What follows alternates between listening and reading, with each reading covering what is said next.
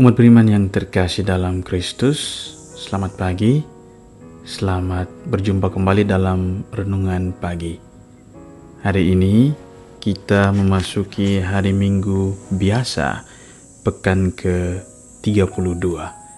Mari kita memulai renungan kita pada hari ini dengan tanda kemenangan Kristus, dalam nama Bapa dan Putra dan Roh Kudus. Amin. Bacaan Injil hari ini diambil dari Matius 25 ayat 1 sampai 13. Inilah Injil Yesus Kristus menurut Matius. Dimuliakanlah Tuhan. Pada suatu hari, Yesus mengucapkan perumpamaan ini kepada murid-muridnya. Hal kerajaan surga itu seumpama 10 gadis yang mengambil pelitanya dan pergi menyongsong mempelai laki-laki. 5 diantaranya bodoh dan 5 bijaksana. Yang bodoh itu membawa pelita, tetapi tidak membawa minyak. Sedangkan yang bijaksana, selain pelita, juga membawa minyak dalam buli-bulinya. Tetapi karena mempelai itu lama tidak datang-datang, mengantuklah mereka semua, lalu tertidur. Tengah malam terdengarlah suara berseru, "Mempelai datang, songsonglah dia." Gadis-gadis itu pun bangun semuanya, lalu membereskan pelita mereka. Gadis-gadis yang bodoh berkata kepada yang bijaksana, "Berilah kami sedikit dari minyakmu, sebab pelita kami mau padam." Tetapi yang bijaksana menjawab, "Tidak, jangan-jangan nanti tidak cukup untuk kami dan untuk kamu. Lebih baik kamu pergi membelinya pada penjual minyak."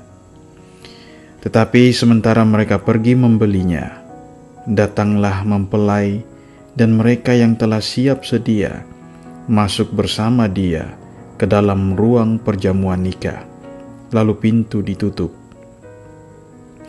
Kemudian datanglah juga gadis-gadis yang lain itu dan berkata, "Tuan, Tuan, bukakanlah kami pintu." Tetapi Tuan itu menjawab, "Sungguh, aku berkata kepadamu, aku tidak mengenal kamu. Karena itu, berjaga-jagalah, sebab kamu tidak tahu akan hari maupun saatnya." Demikianlah Injil Tuhan. Terpujilah Kristus. Umat beriman yang terkasih, ketika membaca Injil pada hari ini, saya langsung teringat pengalaman ketika saya masih kecil. Ataupun umat beriman sekalian pasti pernah mengalami hal ini. Ketika kita akan pergi ke suatu tempat, biasanya orang tua kita, ayah dan ibu kita, mereka memberikan kita sangu atau uang jajan.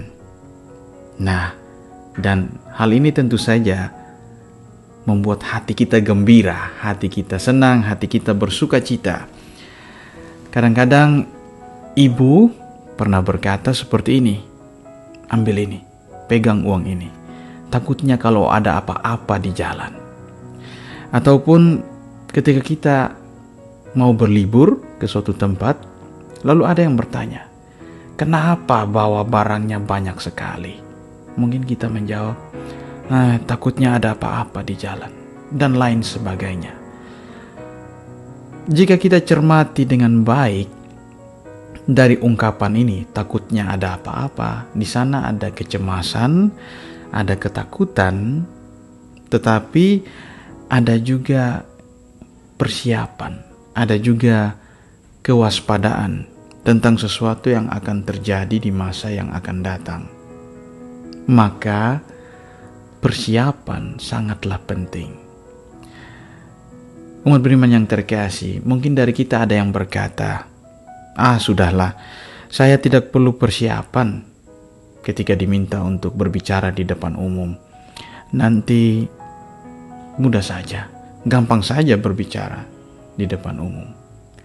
Ya, kata ini benar, perkataan ini benar, karena ada juga orang yang tidak perlu persiapan, lalu langsung tampil saja di depan umum dan bisa berbicara dengan baik.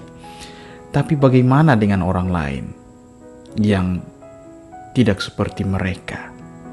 Tentu dibutuhkan latihan, dan yang paling penting ialah membutuhkan persiapan. Persiapan sangatlah penting. Ada orang yang berkata dengan siap atau dengan persiapan itu adalah kunci keberhasilan. Umat beriman yang terkasih, ketika anak-anak kita ataupun kita waktu masih kecil atau bahkan sudah dewasa, masih ada saja orang yang berlatih di depan cermin agar ia tampil dengan percaya diri. Ini adalah contoh persiapan. Ataupun dalam acara pesta, keluarga yang mengundang pasti akan duduk bersama, berunding dan mempersiapkan segala sesuatu agar acara pesta nanti dapat berjalan dengan lancar. Ataupun ketika menghadapi ujian, setiap orang pasti harus belajar dahulu, membaca banyak buku guna mempersiapkan pengetahuan, hati dan pikiran agar bisa mengikuti ujian dengan baik. Inilah contoh-contoh persiapan yang ada di dalam hidup kita.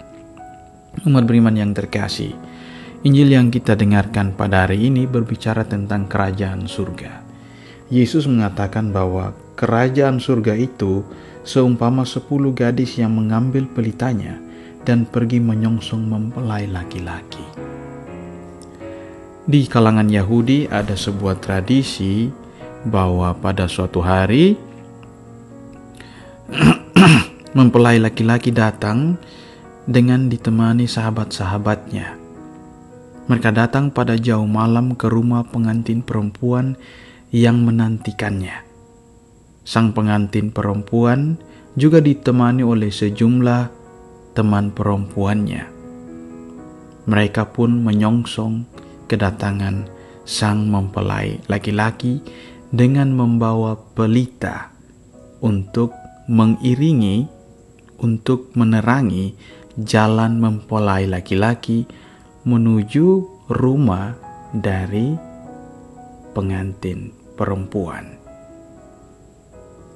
Dengan demikian, upacara perkawinan pun dimulai dengan sukacita.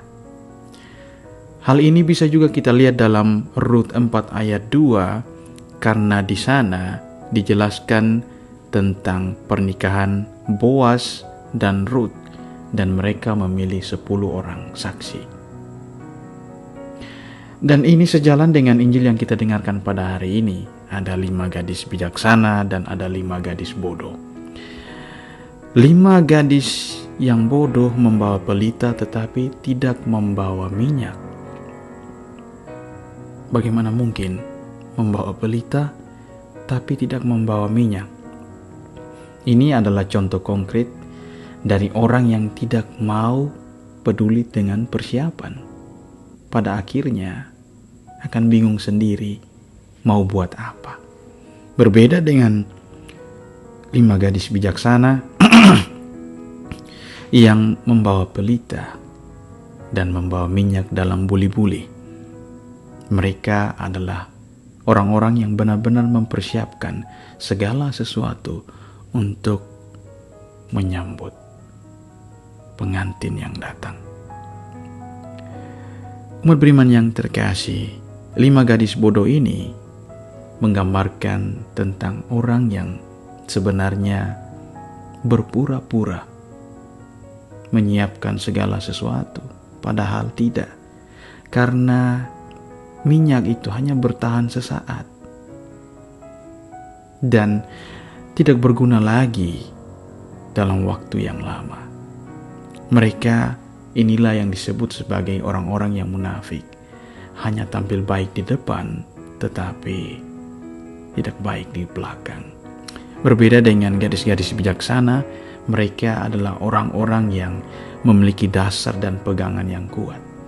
Mereka adalah orang-orang yang percaya diri, yang menyiapkan segala sesuatu, dan akhirnya bisa menyambut pengantin dengan sukacita.